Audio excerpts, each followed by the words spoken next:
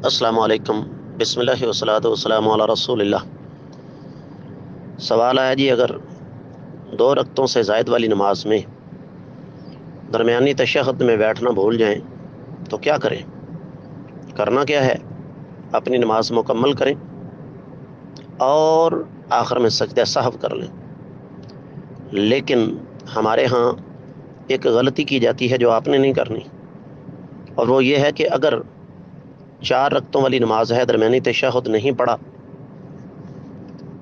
تو اب بعض لوگ تیسری رکعت کے بعد تشہد میں بیٹھ جاتے ہیں، یعنی ایک غلطی کا ازالہ دوسری غلطی کے ساتھ کرنے کی کوشش کرتے ہیں، جو کہ شرعی طور پر درست نہیں ہے۔ میں امید کرتا ہوں کہ آپ کو انشاءاللہ اس کی اچھی طرح سمجھ آ گئی ہوگی۔ واللہ تعالی اعلم۔